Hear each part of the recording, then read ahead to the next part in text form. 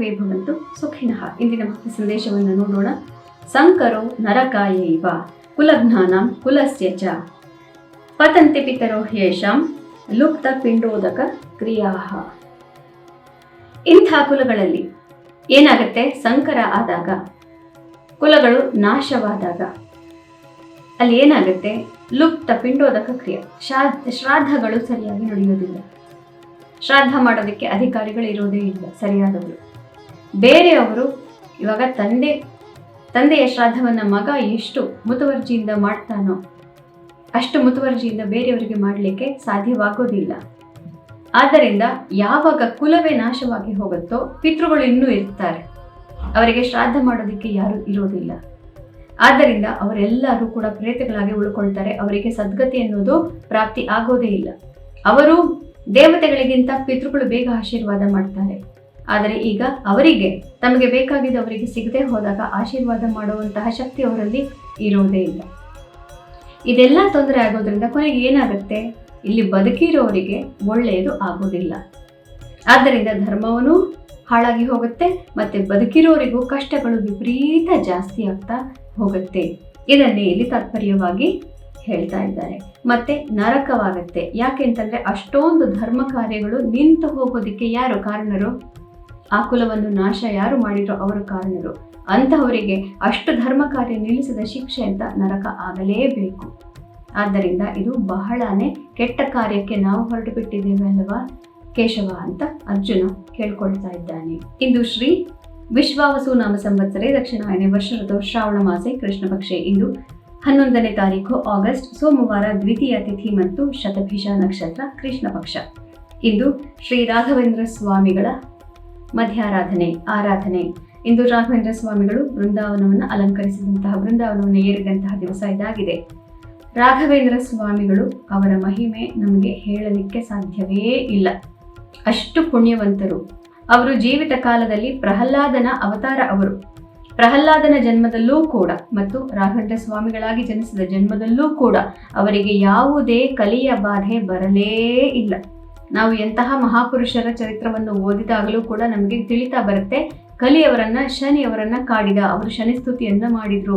ನಳ ಮಹಾರಾಜ, ಬಲಿಚಕ್ರವರ್ತಿ ಎಲ್ಲರಿಗೂ ಕೂಡ ಒಂದಲ್ಲ ಒಂದು ಕಷ್ಟ ಬಂದೇ ಇತ್ತು. ಸಗರ ಮಹಾರಾಜ ಗಂಗೆಯನ್ನು ಕರೆದುಕೊಂಡು ಬರಬೇಕಾಯಿತು.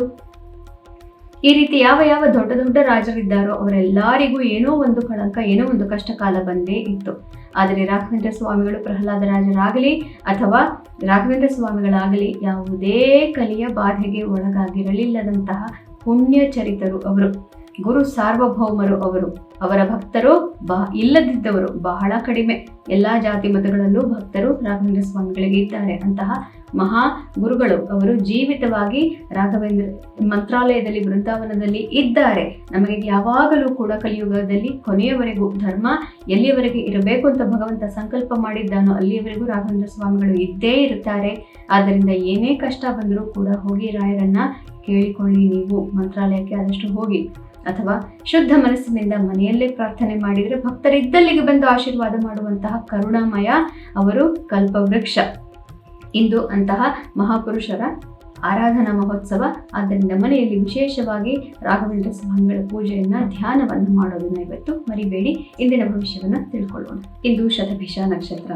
ಇಂದು ಮೇಷರಾಶಿಯವರಿಗೆ ಅತ್ಯುತ್ತಮವಾದಂತಹ ದಿವಸ. ಮನಸ್ಸಿಗೆ ನೆಮ್ಮದಿ ಪ್ರಾಪ್ತಿಯಾಗುತ್ತೆ ಮತ್ತು ಮಿತ್ರರಿಂದ ಇವತ್ತು ಬಹಳ ಎಲ್ಲ ರೀತಿಯ ಸಹಕಾರ ಮತ್ತು ಸಂತಸ ಪ್ರಾಪ್ತಿಯಾಗುತ್ತೆ ಮತ್ತು ಧನಾಗಮ ಕೂಡ ಮಿತ್ರರಿಂದಲೇ ಇವತ್ತು ಆಗುತ್ತೆ. ಗುಂಪುಗಳಲ್ಲಿ ಪಾಲಿಟಿಷಿಯನ್ಸ್ ಇತ್ಯಾದಿಗಳು ಯಾರು ಗುಂಪುಗಳಲ್ಲಿ ಕಲಿತುಕೊಂಡು ವ್ಯವಹಾರಗಳನ್ನು ಮಾಡ್ತೀರಿ ಅಂತವರಿಗೆ, NGO ಇತ್ಯಾದಿಗಳಿರೋರಿಗೆಲ್ಲರಿಗೂ ಇದು ಅತ್ಯುತ್ತಮವಾದಂತಹ ದಿವಸ ಆಗಿರುತ್ತೆ. ವೃಷಭ ರಾಶಿಯವರಿಗೆ ನಿಮ್ಮ ಕಾರ್ಯಕ್ಷೇತ್ರದಲ್ಲಿ ಯಶಸ್ಸು ಇವತ್ತು ಜಾಸ್ತಿ ಆಗುತ್ತೆ. ಆದರೂ ಕೂಡ ಮುಖ್ಯವಾದಂತಹ ಕೆಲಸಗಳಲ್ಲಿ ನೀವು ಭಾವುಕತೆಯನ್ನು ಬಿಟ್ಟು ಇಮೋಷನಲ್ ಇಂಟೆಲಿಜೆನ್ಸ್ ಇವತ್ತು ತುಂಬಾ ಮುಖ್ಯವಾಗುತ್ತೆ. ಮಿಥುನ ರಾಶಿಯವರಿಗೆ ಭಾಗ್ಯೋದಯವಾಗುತ್ತೆ, ಮನಸ್ಸಿಗೆ ನೆಮ್ಮದಿ ಪ್ರಾಪ್ತಿಯಾಗುತ್ತೆ. ಹಿಂದಿನ 3 ದಿನಗಳಿಂದ ಮನಸ್ಸಿಗೆ ನಾನಾ ಕ್ಷೋಭೆಗಳಿತ್ತು, ಅವೆಲ್ಲವೂ ಮಾಯವಾಗಿ ಮಾರ್ಗದರ್ಶನ ಪ್ರಾಪ್ತಿಯಾಗುತ್ತೆ. ಹಿರಿಯರ ಆಶೀರ್ವಾದ ಮುಖ್ಯ ಇವತ್ತು, ಖಂಡಿತ ತಗೊಳ್ಳಿ ಅದನ್ನ. ಕರ್ಕ ರಾಶಿಯವರಿಗೆ ಮನಸ್ಸಿಗೆ ಸ್ವಲ್ಪ ಹಿಂಸೆ ಉಂಟಾಗುತ್ತೆ. ನಿಮ್ಮ ಪ್ರೀತಿ ಪಾತ್ರರಿಂದ ನಿಮಗೆ ಬೇಕಾದಂತಹ ಸಲಹೆಗಳು ಆಗಲಿ ಅಥವಾ ಪ್ರತಿಕ್ರಿಯೆಗಳಾಗಲಿ ಪ್ರಾಪ್ತಿ ಆಗೋದಿಲ್ಲ. ಮನಸ್ಸಿಗೆ ಬೇಸರವಾಗುವಂತಹ ದಿವಸ ಇದಾಗಿರುತ್ತೆ. ಇವತ್ತು ಒಂದು ದಿನ ಯಾವುದೇ ಮುಖ್ಯ ನಿರ್ಧಾರಗಳನ್ನು ಕೈಗೊಳ್ಳಬಾರದು. ಧ್ಯಾನದಿಂದ ಇವತ್ತು ಕಳೆದು ಬಿಡಬೇಕು. ಸಿಂಹರಾಶಿಯವರಿಗೆ ಉತ್ತಮವಾದಂತಹ ದಿವಸ. ಎಲ್ಲ ಕಡೆಗೂ ಜಯ ಪ್ರಾಪ್ತಿಯಾಗುತ್ತೆ. ದಾಂಪತ್ಯದಲ್ಲೂ ಮತ್ತು ನಿಮ್ಮ ಪಾರ್ಟ್ನರ್ಸ್ ಜೊತೆ ಬಿಸ್ನೆಸ್ ಇರಬಹುದು ಅಥವಾ ನಿಮ್ಮ ಸಹೋದ್ಯೋಗಿಗಳೊಂದಿಗೆ ಇವತ್ತು ಬಹಳ ಸುಗಮವಾಗಿ ಎಲ್ಲವೂ ನಡ್ಕೊಂಡು ಹೋಗೋದ್ರಿಂದ ಜಯ ನಿಮ್ಮದಾಗುತ್ತೆ. ಕನ್ಯಾ ರಾಶಿಯವರಿಗೂ ಕೂಡ ಸಾಮಾಜಿಕ ವ್ಯವಹಾರಗಳಲ್ಲಿ ಮನಸ್ಸಿಗೆ ನೆಮ್ಮದಿ, ಜಯ ಪ್ರಾಪ್ತಿಯಾಗುತ್ತೆ. ನೀವು ಏನೇ ಕೆಲಸ ಮಾಡಿದರೂ ಕೂಡ ಇವತ್ತು ಅದು ನಿಮ್ಮ ಪರವಾಗಿ ಒಳ್ಳೆಯ ಫಲಿತಾಂಶವನ್ನು ಕೊಡುತ್ತೆ.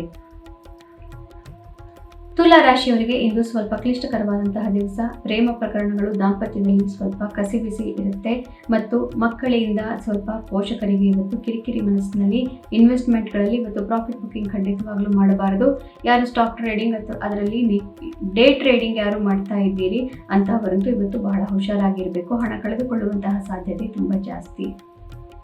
ವೃಶ್ಚಿಕ ರಾಶಿಯವರಿಗೆ ಯಾರು ಇನ್ಫ್ರಾಸ್ಟ್ರಕ್ಚರ್ ರಿಯಲ್ ಎಸ್ಟೇಟ್ ಬಿಸ್ನೆಸ್ ಅಲ್ಲಿ ಇದ್ದೀರಿ, ನಿಮಗೆಲ್ಲರಿಗೂ ಇಂದು ಸ್ವಲ್ಪ ಬಹಳ ಮನಸ್ಸಿಗೆ ಕ್ಲೇಶವಾಗುವಂತಹ ಒಂದು ಸಮಾಚಾರ ಒದಗಿ ಬರಬಹುದು.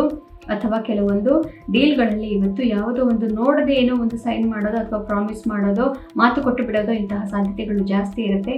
ಕೋರ್ಟ್ ಕಚೇರಿ ವ್ಯವಹಾರಗಳಲ್ಲಿ ಡೀಲ್ ಮಾಡ್ತಾ ಇರೋರಂತೂ ಇಂದು ಬಹಳ ಹುಷಾರಾಗಿರಬೇಕಾದಂತಹ ದಿವಸ. ಧನು ರಾಶಿಯವರಿಗೆ ಅತ್ಯುತ್ತಮವಾದಂತಹ ದಿವಸ. ನಿಮ್ಮ ಸೋಷಿಯಲ್ ಮೀಡಿಯಾ ಅಥವಾ ನಿಮ್ಮ ಸೋಷಿಯಲ್ ಸ್ಟೇಟಸ್ನಲ್ಲಿ ಇವತ್ತು ಒಂದು ಬಹಳ ಮುಖ್ಯವಾದಂತಹ ಒಂದು ಮೈಲುಗಲ್ಲನ್ನು ಹಂತವನ್ನು ನೀವು ತಲುಪಬಹುದು. ಯಾರ್ಯಾರು ಉದ್ಯಮದಲ್ಲಿ mass media, communication, journalism, TV, radio ಮತ್ತು ಸೋಷಿಯಲ್ ಮೀಡಿಯಾ, ಸೇಲ್ಸ್, ಮಾರ್ಕೆಟಿಂಗ್ ಇತ್ಯಾದಿಗಳಲ್ಲಿ ಇರೋರಿಗಂತೂ ಇದು ಬಹಳನೇ ಒಳ್ಳೆಯ ದಿವಸ. ಇವತ್ತು ಏನೋ ಒಂದು ಬಹಳ ಮುಖ್ಯವಾದದನ್ನು ನೀವು ಸಾಧಿಸ್ತೀರಿ ಅಥವಾ ಹಿಂದೆ ಸಾಧಿಸಿದ್ದಕ್ಕೆ ಇವತ್ತು ನಿಮಗೆ ಪ್ರತಿಫಲ ಪ್ರಾಪ್ತಿಯಾಗುತ್ತೆ.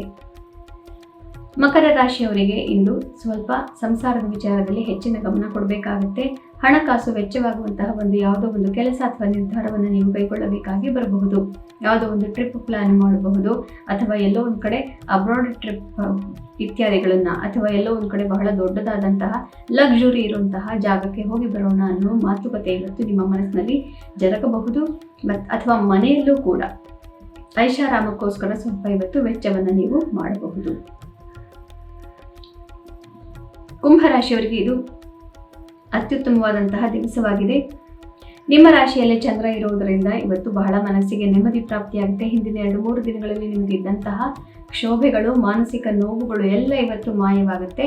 ಯಾವ ನಿರ್ಧಾರವನ್ನು ಯಾವ ರೀತಿ ಕೈಗೊಳ್ಳಬಹುದು, ಮುಂದಿನ 1 ತಿಂಗಳು ನಾನು ಹೇಗಿರಬಹುದು ಅನ್ನೋ ಒಂದು ಮಾರ್ಗದರ್ಶನ ಈಗಾಗಲೇ ನಿಮಗೆ ಮನಸ್ಸಿನಲ್ಲಿ ಪ್ರಾಪ್ತಿಯಾಗಿರುತ್ತೆ. ಮೀನರಾಶಿಯವರಿಗೆ ಸ್ವಲ್ಪ ಕ್ಲಿಷ್ಟಕರವಾದಂತಹ ದಿವಸ. ಮುಖ್ಯ ನಿರ್ಧಾರಗಳು ಇವತ್ತು ಬೇಡ. ಕೆಲವು ಮಿತ್ರತ್ವಗಳಲ್ಲಿ ಒಡಕು ಕಾಣಬಹುದು. ಯಾರೋ ನಿಮ್ಮನ್ನು ಬಿಟ್ಟು ಹೋಗ್ಬಿಡ್ತಾರೇನೋ ಅಥವಾ ಇವರು ಯಾಕೋ ನಮ್ಮಿಂದ ದೂರ ಹೊರಟು ಹೋಗ್ತಾರೆ ಅನ್ನೋ ಭಾವನೆಗಳು ಇವತ್ತು ಬರಬಹುದು. ಇದರಿಂದ ಮನಸ್ಸಿಗೆ ತೊಂದರೆ ಆಗುತ್ತೆ. ಯಾರು ಮುಖ್ಯವಾದಂತಹ ಬಿಸ್ನೆಸ್ ಮತ್ತು ಮ್ಯಾನೇಜರ್ ಪೊಸಿಷನ್ಗಳಲ್ಲಿ ಇದ್ದೀರಿ, ನಿಮಗೆ ಬೇರೆಯವರ ಸಹಕಾರ ಪ್ರಾಪ್ತಿಯಾಗದೆ ಹೋದಾಗ ಬಹಳ ಕ್ಲಿಷ್ಟಕರವಾದಂತಹ ಸಂದರ್ಭಗಳು ಬರಬಹುದು. 2 ದಿನಗಳ ತನಕ ಮುಖ್ಯ ನಿರ್ಧಾರ ಬೇಡ. ಅದಾದ ನಂತರ ಎಲ್ಲವೂ ಸರಿ ಹೋಗುತ್ತೆ. ಪುನಃ ನಾಳೆ ನಿಮ್ಮ ಭವಿಷ್ಯದೊಂದಿಗೆ ನಿಮ್ಮೆದುರಿಗೆ ಬರ್ತೇನೆ. ಅಲ್ಲಿವರೆಗೂ ಗೀತಾ ಪಠಣ ಮಾಡಿ. ಎಲ್ಲರಿಗೂ ಶುಭಮಸ್ತು.